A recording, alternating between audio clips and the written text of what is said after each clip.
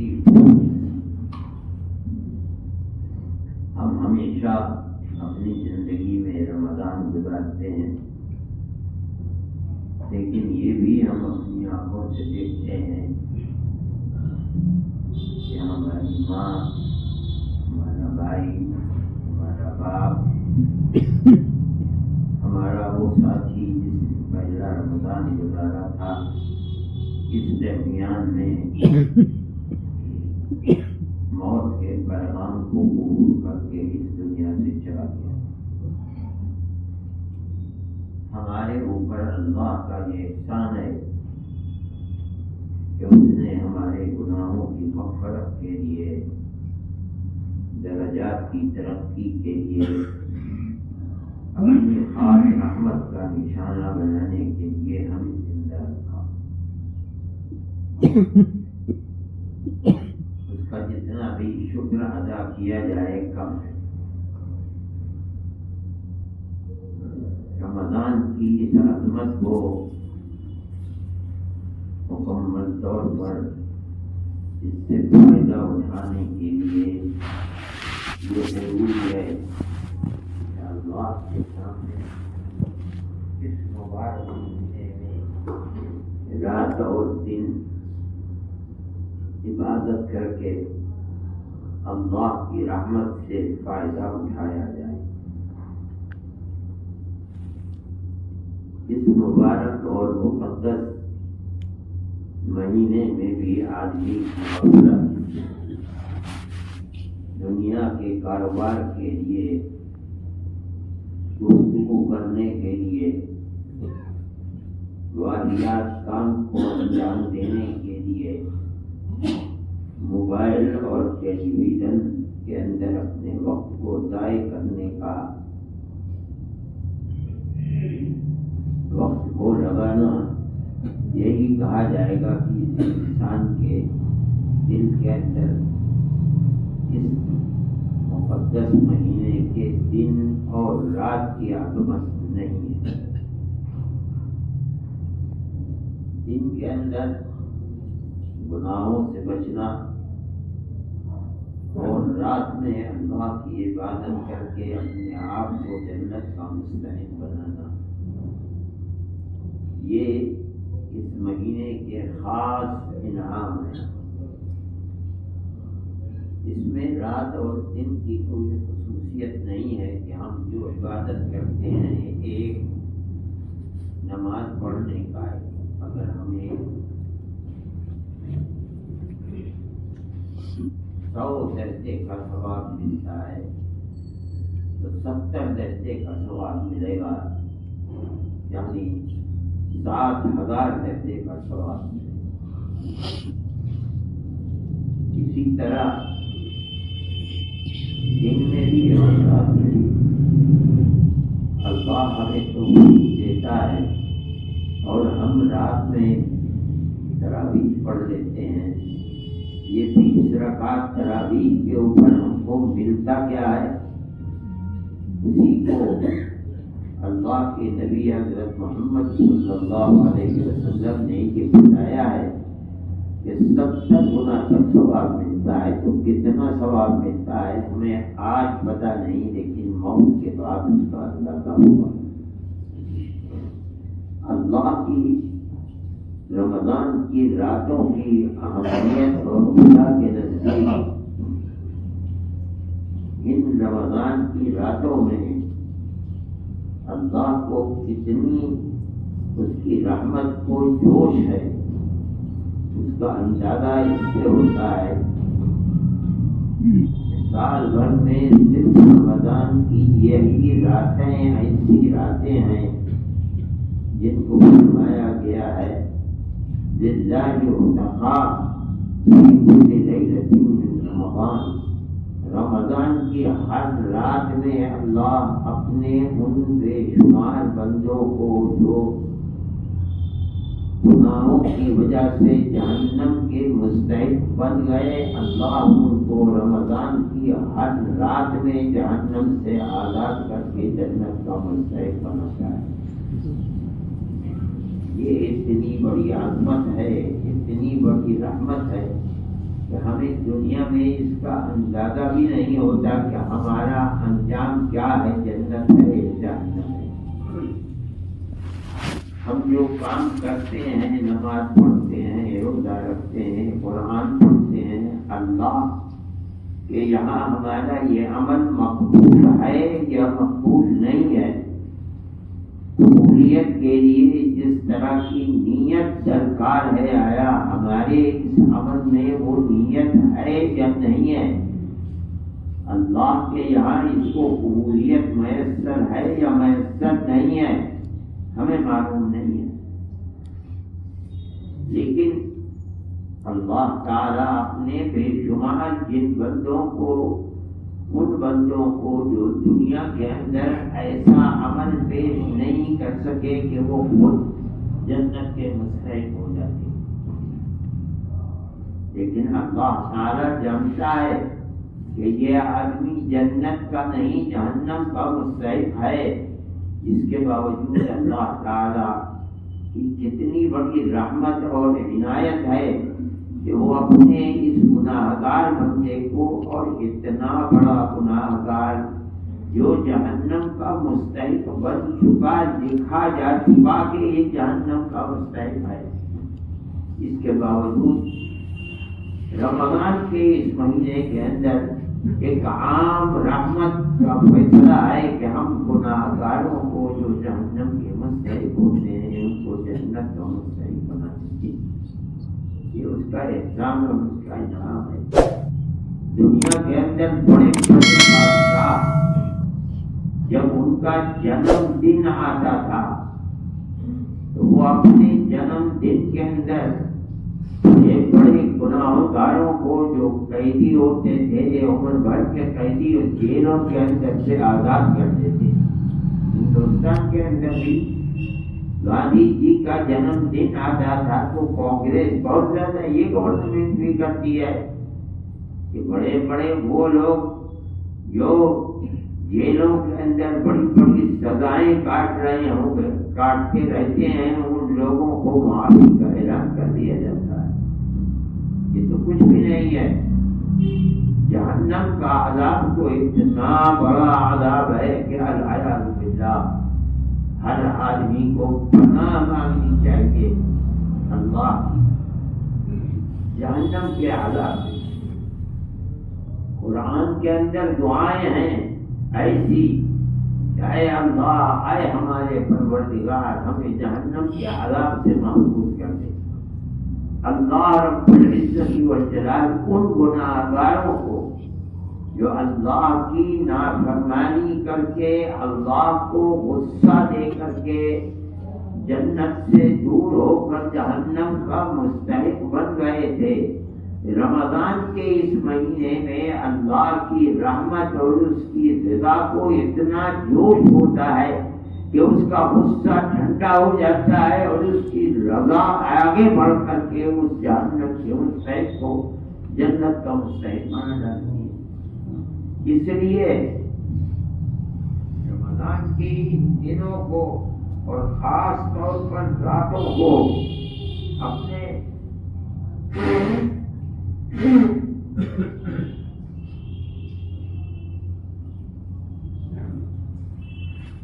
اللہ کی رحمت کو حاصل کرنے کے لیے بجائے اس کے کہ واہیات کاموں میں اللہ کی رحمت کی قدردانی نہ کر کے تفصیل کی باتیں کرنے میں گفت و شنید کے اندر لگا کر اس گھڑی کو ضائع کرنا، یہ بہت بڑی معلومی کی بات ہے۔ اللہ کا ذکر کرنا چاہیے، اللہ کا ذکر جو خاص طریقے پر رمضان میں سب سے زیادہ مفید ہے وہ قرآن کی تلاوت ہے۔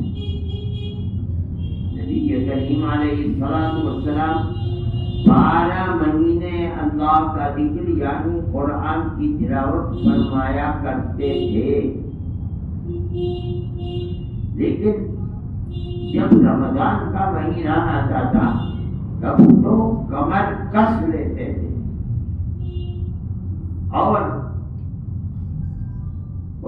کی تلاوت کیا کرتے تھے، راتوں کو اندر دنوں میں قرآن کی تلاوت کیا کرتے تھے۔ اور ایک چیز تو ایسی ہے کہ جو ہر رمضان میں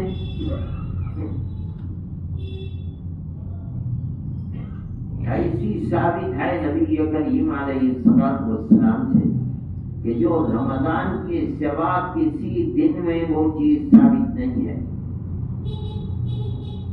قرآن کا اترنا اللہ کی مصلحت کے مطابق، آیات کا جبرائیل امین کا لے کر آنا، یہ سارے سال سفر میں حضر میں آیتیں اترتی رہتی تھی۔ اس کے لیے رمضان اور غیر رمضان کی کوئی شرط نہیں، لیکن ایک چیز ایسی ہے جو رمضان ہی میں ہوتی تھی۔ جبرائیل امین آتے تھے اور رسول اللہ صلی اللہ علیہ وسلم کے ساتھ بیٹھ کر دور کیا کرتے تھے، یعنی جبرائیل امین آپ کو سناتے تھے اور آپ قرآن جبرائیل امین کو سناتے تھے، جسے دو حافظ بیٹھ کر دور کرتے ہیں۔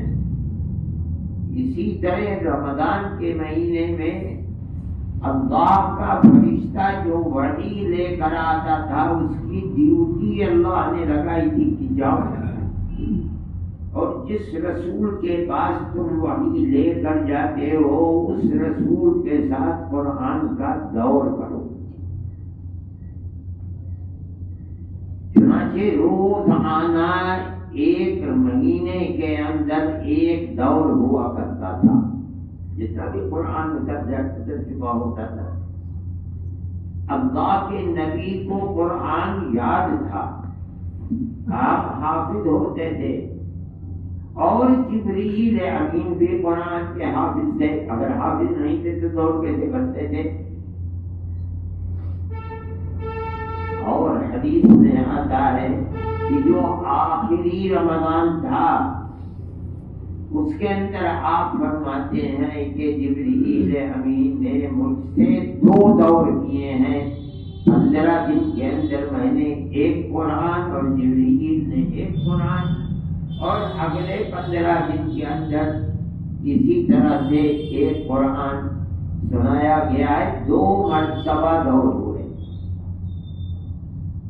کیونکہ نبی کریم علیہ السلام سے آخری رمضان کے اندر، جس کے بعد آپ اس دنیا سے تشریف لے گئے، 2 دور کا ہونا ایک عجیب چیز تھی۔ پہلے ہر رمضان میں ایک دور ہوتا تھا اور اس رمضان میں 2 دور ہوئے۔ آپ نے اس کو یہ سمجھا کہ اب دنیا سے میرے جانے کا وقت قریب آ گیا۔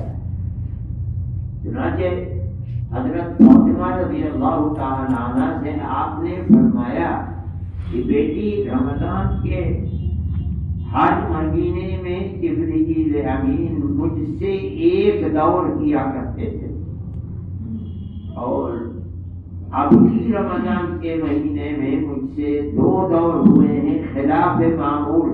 میں یہ سمجھتا ہوں کہ اب میں دنیا سے جا رہا ہوں اور میرے جانے کا وقت قریب آ گیا۔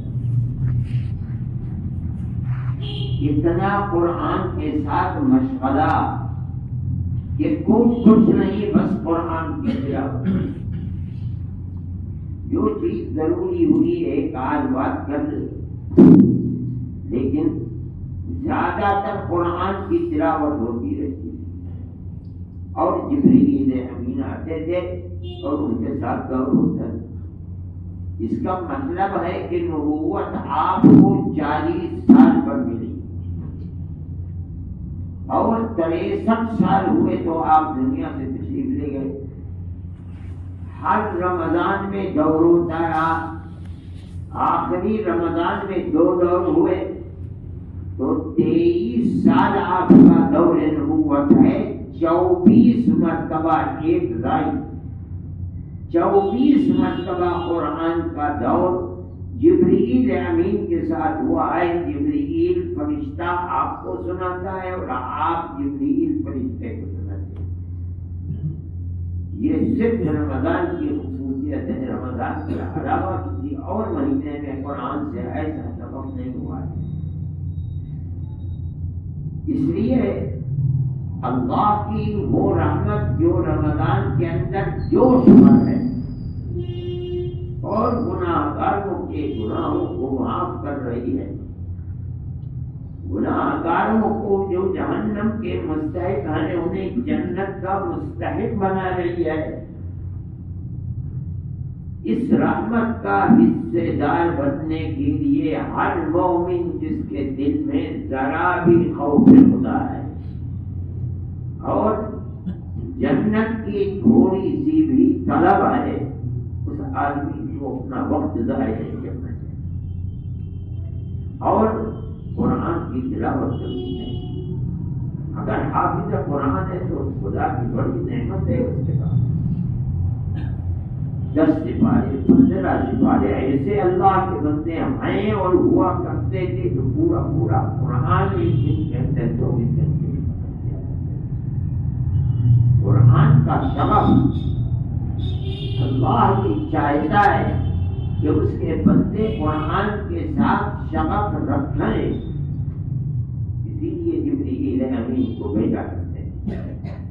اگر حافظ قرآن نہیں ہے ناظرہ پڑھے، اگر ناظرہ بھی پڑھنا نہیں آتا ہے تو سورہ فاتحہ تو یاد ہے، قل هو اللہ احد تو یاد ہے، یہ بھی اللہ کی بہت بڑی نعمت ہے۔ اسی کو پڑھتا رہے، لیٹے ہوئے پڑھے، بیٹھے ہوئے پڑھے، چلتے ہوئے پڑھے، دن میں پڑھے، رات میں پڑھے،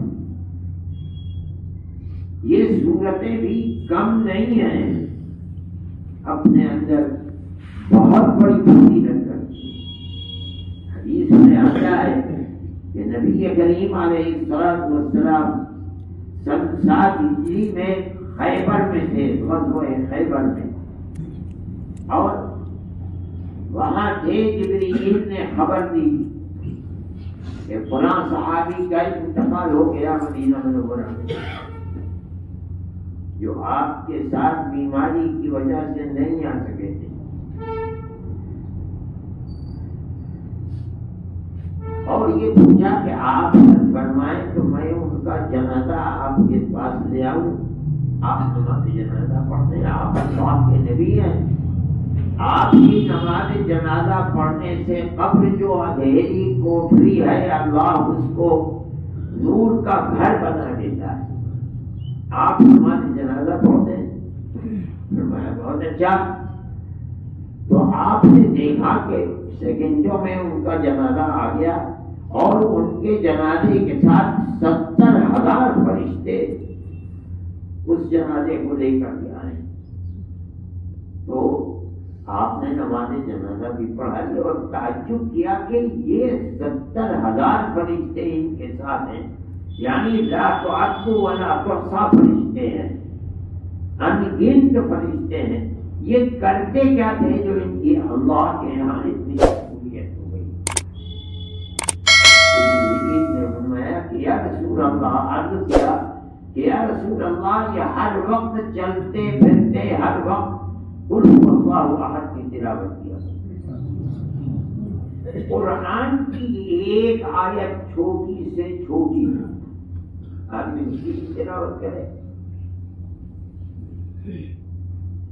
جب نبی کریم علیہ السلام تشریف لائے ہیں مدینہ منورہ میں ہجرت کر کے، تو مدینہ منورہ آنے سے پہلے وہ ایک محلہ ہے جو اب تو مدینہ منورہ کا محلہ ہے، اور پہلے مدینہ منورہ سے وہ 2.5 میل کے فاصلے پر تھا، یعنی حرم نبوی جو ہے وہی آبادی تھی، اس سے فاصلے پر 2.5 میل۔ آپ پہلے وہاں چند دن آپ نے وہاں قیام کیا، رکے، اور سب سے پہلی مسجد ہجرت کے بعد آپ نے وہی بنائی ہے، اور اس کا پہلا پتھر آپ نے اور دوسرا پتھر ابو بکر صدیق صدیق رضی اللہ تعالیٰ عنہ جو آپ کے ساتھ تھے انہوں نے رکھا. ابھی اللہ کا شکر ہے تو مسجد آباد ہے. اور ایک امام یہاں تھا، ہو سکتا ہے کہ آپ نے خود سے ہی نا امام بنایا. وہ امام عجیب طرح سے نماز پڑھاتا. ہر آدمی تو نماز میں جب شروع کرتا ہے تو پہلے سورہ فاتحہ پڑھتا ہے. سورہ فاتحہ کے بعد کوئی ایک سورت پڑھتا ہے جو رکوع کر دیتا ہے. ان کا معمول یہ تھا کہ یہ سورہ فاتحہ کے بعد قل هو اللہ احد ضرور پڑھتے تھے، اس کے بعد دوسری سورت پڑھتے تھے. لوگوں نے کہا کہ تم تو عجیب طرح نماز پڑھاتے ہو، ایسی نماز کو اللہ کا نبی بھی نہیں پڑھا تھا. بلکہ یا تو قل هو اللہ احد پڑھ کے رکوع کر لو، یا قل هو اللہ احد نہ پڑھو، دوسری سورت پڑھو اور رکوع کرو. تم دو صورتیں ملا کر پڑھتے ہو اور اس میں بھی قل هو اللہ احد ضروری ہے. چلے کہ میں تو اسی طرح پڑھوں گا نماز، میرا تمہارا نتیجہ ہے پڑھو چاہیے اور کوئی معاف کر دو. لیکن دوسرے کو کیسے بنا دیتے امام؟ جس امام کو اللہ کے نبی نے بنایا ہے کس کی حکمت ہے کہ اس امام پہنچا دے. لیکن نبی کریم علیہ السلام ہفتے میں ایک مرتبہ سنیچر کے دن اس مسجد میں جایا کرتے تھے. جب اللہ کے نبی تشریف لائے تو لوگوں نے شکایت کی کہ یا رسول اللہ یہ نماز امام عجیب طرح پڑھاتا ہے. فرمایا اس سے پوچھو کیوں پڑھاتا ہے؟ قل هو اللہ احد کیوں پڑھتا ہے؟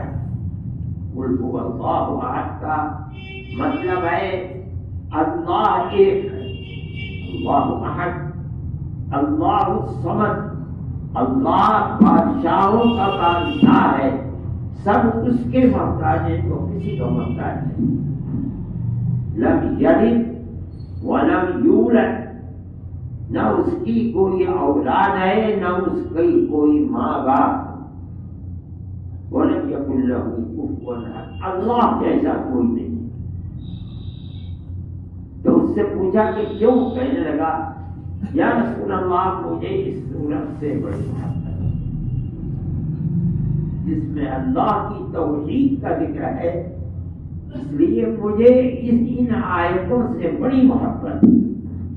تو اللہ کے نبی نے فرمایا کہ اس صورت کی محبت نے تجھے جنت میں داخل کر دیا یا کر دے گی.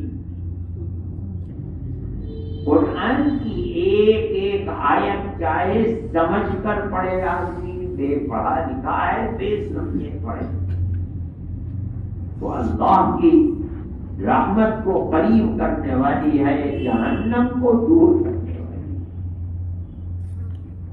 اس لیے ہر وقت ضرورت ہے آدمی سو جائے، پھر اٹھ کر کے پڑھے گا، لیکن گفتگو کرنے کے اندر اللہ کے ذکر کو چھوڑ دینا اور دنیا کی باتوں کا کرنا رمضان کے مہینے کے اندر انسان کو رحمت خدا سے دور کرنے والی.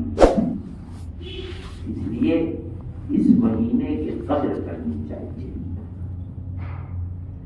اور زیادہ سے زیادہ وقت رات اور دن گفتگو کرنا، ادھر ادھر کی باتیں کرنا، یہ انسان کے لیے محرومی کی چیز ہے. زیادہ سے زیادہ ذکر کرنا چاہیے.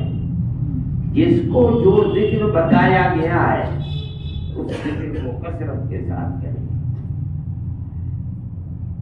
اور اس چیز کو سمجھنا چاہیے کہ ذکر کی کثرت اللہ کے یہاں مطلوب ہے. قرآن میں جب ذکر کی بات آئی ہے تو وہاں یہ فرمایا ہے اذکروا اللہ ذکرا کثیرا والذاکرین اللہ کثیرا، اور اللہ کا بہت زیادہ ذکر کرنے والے.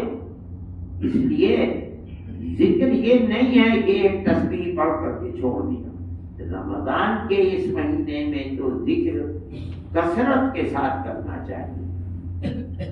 آدمی تھک جائے قرآن پڑھتے پڑھتے سو جائے، ذکر کرتے کرتے تھک جائے سو جائے، لیکن ذکر نہ کرے دنیا کے کسی اور کام میں لگ جائے، یہ بہت بڑی معلومی کی بات ہے. اس کی طرف توجہ کرنی چاہیے. اللہ ہم سب کو اپنے ذکر کی توفیق عطا فرمائے اور مبارک مقدس مہینے کو ہمارے لیے مغفرت کا مہینہ بنائے، ہمارے گناہوں کو معاف فرما دے. صلی اللہ علیہ وسلم.